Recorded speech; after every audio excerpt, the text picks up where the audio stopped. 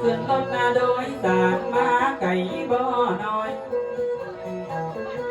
มาสองห้องตาลป่อนานบ่อน้อยขออยากกุ้งห่างปล่อยเหมือนปลาน้อยร้อยวัน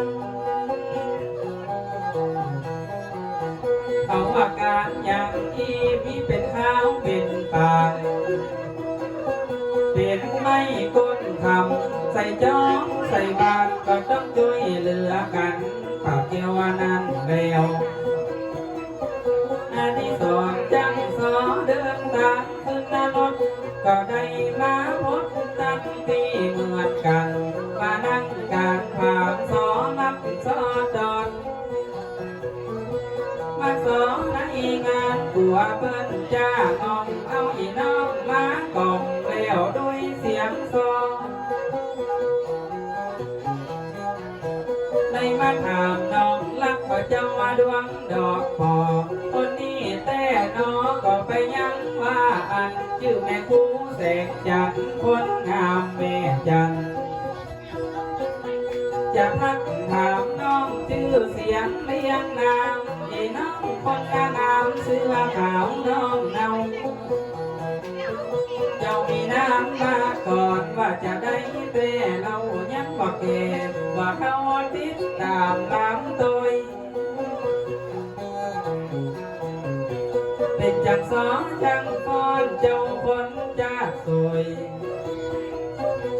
ติดตามลำตัวแล้วยังว่าอันเจ้ามีน้ำชื่ออย่างคนงามพี่น้องว่าสีแท้มาลำไรไทยเสียงมันอยู่ไกลเวียนนอตัวพี่เจ้าอยู่อำเภอสองแม่ต้องไปแต่เราบ้านก้องบ้านเก้าอยู่เมืองนั้นเมืองนั้นเมื่อปีมาตักเมื่อปีมาถามจักเล่าใครการบอกใจปีไอบันไทยเชื่อเสียงนี่กันนี่น้องสาวชื่อว่าน้องสีแดงเจ้าบัวซ่อนเน่เป็นคนเมืองนานได้เดินตามมาแล้วยังตามผ่านลุกจากเมืองนานสาวอำเภอสองแควว่าเอาเตอน้องสาวสีแดงว่าร้อยบ่ว่าแดงบ่หนีแพ้น้ำกว่ามาซ้อนตามกับเจ้าพี่จันมารับตานึกพี่จะถามปัญหาพี่จะเล่าให้จะน้องพี่สีแว่นเดินตามมาเอวบ้านแก่นเจ้าขี่สีแว่นเดินตามไปมาหอดนี้ตึงจะแก้ปันไข่อีน้องมาจะได้ก้อยตีว่าอันก็ต้องตักต้องถามคือมันเป็นน้ำแมวมากับสี่ตัวงามมากับสามตัวแห่สองคนนั่งแค่นั่งอยู่ทำกลางเดินตามออกจอมออกปานมาถึงลำปางเทล้างอย่างนั้นตัวพี่จักในถามนายมากับสี่ตัวหามกับสามตัวแห่ก้อยแก้ปันไทยจะบอกพ่อใจไปยังกลางบ้านเดินทางมาถึงหอดอย่างมาจ้างไข่แม่น้องงามคำอันนี้ปัญหาทำปริศนาเนาะเจ้านี่เป็นปริศนาน้องตอบแต่เรามันเป็นอย่างกะเจ้าเนาะสาวคนงาม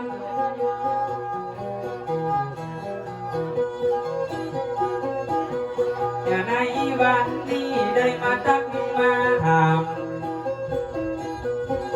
สี่ตัวหามมันเป็นอย่างจ้าลาบ่เข้าใจแต่นาเนาะเจ้านาน้อง สี่ตัวหามก็คือท่าทั้งสี่จะบอกไอ้พี่แต่ตักนางนำได้เข้ามาถามยิ่งไงพระเจ้า ก็คือตัวน้องสีไก่มาเต่าเดินตามกองเต้ามาถึงในงาน ก็คือถ้าทั้งสีก้อยเล่าใครกันจะบอกมึงฟังขานังมือปล่อยลัดคูจูดอยมาในคัน ก็ได้ตั้งใจนั่นออกและแต่เฮือนเจ้าว่าตาและเจือนเราคือทาบตั้งสีบังคับเขาว่าขับรถมาในวันครั้งนี้ป่าเอาทาบตั้งสีเดินตาแล้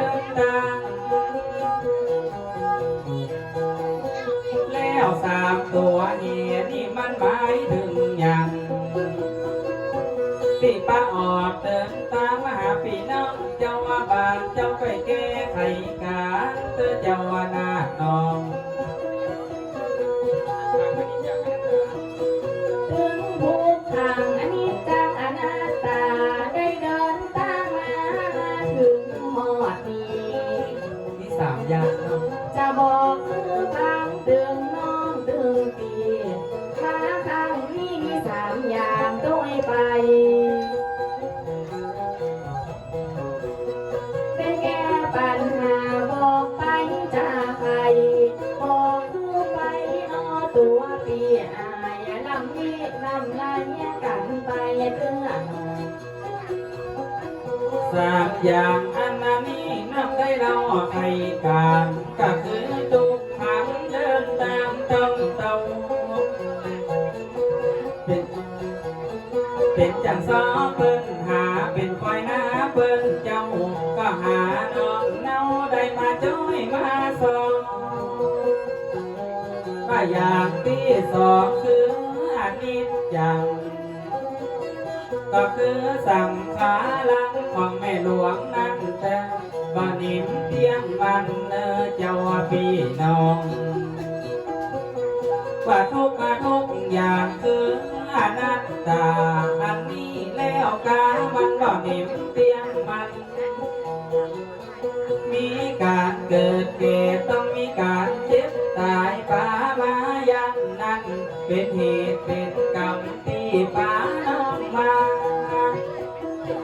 สองตัวนั่งแค่ที่อยู่ตั้งกลาง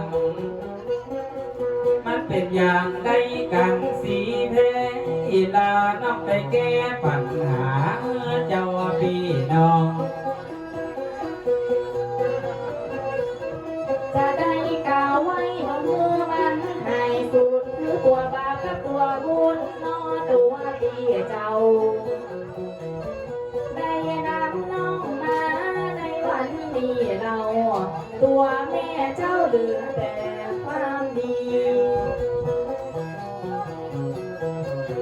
เมื่อตายไปแล้วนับจีเป็นผีเหลือแต่ความดีไว้ยังเต่ากัน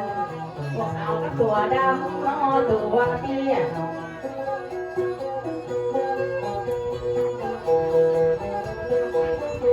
เป็นป่าเก่านำมาล้อนบ่อน้ำนองคอนมีน้ำหูน้ำตาก็คือบุญนำมาเนื้อสายกู้สร้างก็กลัวเป็นบาปเป็นกรรมท่านจังได้สอในการแล้วยังในงาน ก็กลัวเป็นบาปเขาก็กลัวเป็นกรรมที่ได้ก่อได้ทำแล้วยังว่าอันที่นำตัวเฮามากาละเมื่อนั้นเขาว่าตัวบุญตัวขาวสะอาดแล้วตัวบาปมันเป็นสีอย่างกันให้จะถามคนงามสี ตัวบุญนี่ขาวบ่เศร้าก็คือคนละเท่าที่ไปวัดไปว่าที่เปิ้นนะห้องขาวที่เปิ้นห่มขาวเจ้าว่าบอกดาวถึงกว่าลุงแม่ป้าอันว่าตัวบาปตัวสิยังบ่โห อันว่าตัวบาปจักเล่าใครการมันเป็นตัวน้ำน้ำน้อตัวพี่เจ้า จะบอกให้ฟังในวันนี้เราไปพอเจอเจ้าที่เรือนจำน้อนาย คนว่าคนปฏิญาณน้อง ได้ยากกะทำอันบ่ดีนักลายให้บ้านยายบอกไปใจบอกเท่านายฟังทันใจ น้องว่าตัวบาปมันเป็นตัวสีดำสร้างเวรสร้างกรรมนอสายกู้สร้างไปลักสูบยามันก็ดีเจนลังเปิดจับเข้าห้องขังนั่นเป็นตัวดำนำไปไขมาแล้วจับแก้ไขกันสำหรับแม่งามหลวงตาแม่คานี่เพิ่นเป็นตนบุญสีขาวสาว่างเปิดตายไปแล้วขึ้นมาบนสวรรค์แล้วเปิดไปกินอย่างสีแพ้น้องเนายับเมื่อเป็นคนอีกแม่กินเขาจะถามกู้เขาละอีน้องสีแพ้กันตัวแม่ตาแม่เพิ่นขึ้นสวรรค์แม่เพิ่นจะกินหยาเจ้าอาคาจะถามสายตาน้องมาน้องไทย อยู่บนสวรรค์แต่ตักนักนามเปิ้นบ่ได้กินหยังน้อตัวพี่เจ้าเป็นข้าวทิพย์น้ำทิพย์ตกไปแต่เราจะบอกผู้เขาบนห้องว่าของกัน ถ้าเขาตายแล้วเขาอยู่ของร้านเนาะ ที่พี่น้องเขาเจ้าได้ตั้งใจหาอันนั้นกาไปถึงจันแก้วไปทอดไปแถวดวงวิญญาณท่านใด เขาทิพย์น้ำจันทร์บ่ได้กินตึงอิ่มมันเป็นของกินหีบแต่ตั้งนานา เป็นของเต้ว่าได้บนสวรรค์จันทร์แก้วเขาเกิดเป็นคนบ่ได้กินแต่แล้วเขาติดมาน้ำจันทร์พี่น้องบ่มาวันแต่ว่าคนมีบุญอันนี้ได้กินเหมือนกันจะบอกฟังใจเปิดอิ่มอกอิ่มใจอันนี้ก็ติดมาหลอดเขาได้ทำความดีปล่อยนกปล่อยปลาช่วยพี่น้องศรัทธาปัจจักดาแต่งทางในลักษณะวิทยาการที่ในจอในบ้านมันอิ่มอกอิ่มใจอันนี้เขาติดเหมือนคนได้จานมาแล้วเป็นเงินหลายบาทแบ่งสาราตานหอมกันจ้องอ้อยดาลามดาปล่อยมันอิ่มใจร้อนสวรรค์นี่สวรรค์นั่นมันอยู่กี่จังจะถามน้องจันอันว่าเรื่องสวรรค์ใครเป็นคนไปหังสีแท้น้องเนาพี่อาดีสอนยังบอกเกตบอกเท่าบอกเคยไปหันยังสวรรค์เมืองบุญสามปัญหาทำอันว่าเรื่องสวรรค์ใครเป็นคนไปหันเจ้าตาคอยบอกบิดามันเป็นไผบอก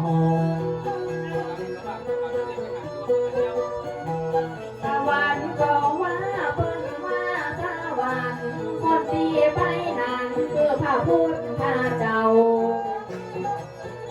เดิมอ่อนก่อนนั้นในปากนั้นเดาพระพุทธเจ้าติดตามต้วยไปได้โปรดแม่มาดาจักเล่าฟังใครแต่น้องยังไม่เคยไปเนื้อตัวพี่อายใครบ้านยายบอกไปยังคนว่าสวรรค์ไอ้กะว่าสวรรค์ผู้ที่ไปหันก็คือพระพุทธเจ้าตามออกในธรรมว่าในวันนั้นเราเปิ้นไปโบสถ์แม่สิริมหามายาที่แม่เกิดพระเจ้าได้7 วันก็ตายถึงแม่จะตายแล้วยังว่าอันแต่เปิ้นอยู่บนสวรรค์นะเจ้าอีน้องสำหรับพี่ใจก็บ่เคยได้หันแต่พี่จะบอกเมื่อฟังสวรรค์เมืองคนน้องเนามันก็มีเหมือนกันสีแผลนั้นเราสวรรค์อยู่ในอกนรกอยู่ในใจพี่จะบอกตัวนายเขาว่ายินดีอันนี้ก็คือสวรรค์ไอจะบอกเมื่อฟังแล้วยังใจไอจะถามตัวนายยังสวรรค์นั่นแต่ว่ายังสวรรค์จะมีกี่จังกี่ห้องทำไปเตื้อห้องพี่ยังบอกเข้าใจน้อยไทยบรรยายตามในธรรมพระเจ้าถามเรื่องสวรรค์จะมีกี่จันก็ไปยังแต่เราจะมีกี่ห้องก็ยังบอกเข้าใจความถ้าแม่หลวงตาตายแล้วเหมือนกันจะไปอยู่จันยาน้องลาพี่จะทางสายตาเมื่อมันเป็นน้ำแล้วสวรรค์อันนั้นจะบอกมือฟังจะแก้ไขการบอกไกพี่เจ้ามี6 จัน9 ห้องต้องไปแต่เราบอกพี่เจ้าเมื่อเข้าใจตังมี6 จัน9 ห้องถ้าพี่ใครหัวตั้งกระทู้มาถามจักบอกมือฟังในการมือนี้ในวันนี้แหละเขาว่าสักวันนี้6 จัน9 ห้องมาถามละอีน้องสีแพ้น้องสาวแม่เจ้าบอกปองดาวบอกเมื่อพี่อายสำลักแม่หลวงตาคนงามแม่ไทยกันว่ากับจิตตาอย่าขึ้นสวรรค์เมืองบนแม่ตายไปแล้วจะไปอยู่จันสองหัวใจเจ้าหมอก็ย้อนเป็นแม่ลูกเต้าก็เป็นพระเจ้าว่าในเฮือนนี้แล้วสวรรค์จันสองมีน้ำชื่อยังเมื่อน้องสาวคนงามบอกมาสักหน่อยกันงมป่าวังไงกำไม่ห้อยจะละอีน้อยงมป่าเสียวเขาว่าบอนหอยเข้ามาซ้อหาหมอเก่งหนังเรื่องสวรรค์ก็ถามยังเจ้าข้าบ้านงมปูงมป่าพี่บ้านถามเตี้ยแล้วได้มาหอดน้องได้มาถึงก็เพื่อจักดาวว่าดึงนอนตัวพี่อายอยู่สวรรค์จันทร์สองน้องซอยดอกไม้จะบอกพี่อายน้อยไขว่าทีสวรรค์ตั้งดาวดึงนี่นะเนาะเมื่อหลวงตาตายแล้วดังจิตเป็นผีสร้างคุณงามความดีไว้นั่นเจ้าอันคือสวรรค์จันทร์2 ปี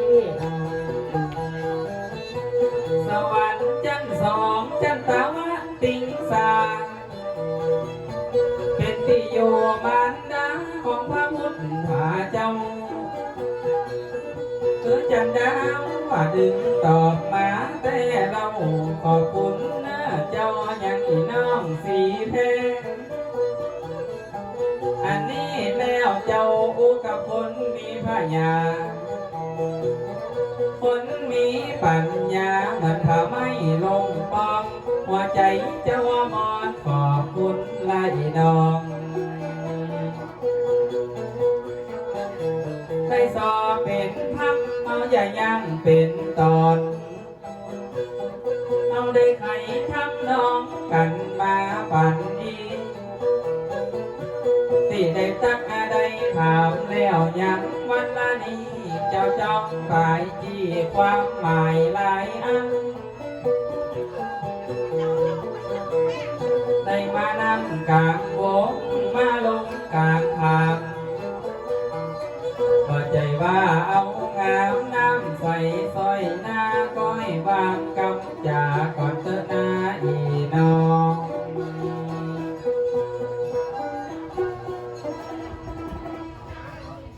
ปีกันเดียวว่าน้องคือเราไปอัพมาด้วยกันน้องบ่ามาก็เป็นอย่างก้อนกับพี่ ที่ตัวหามสาม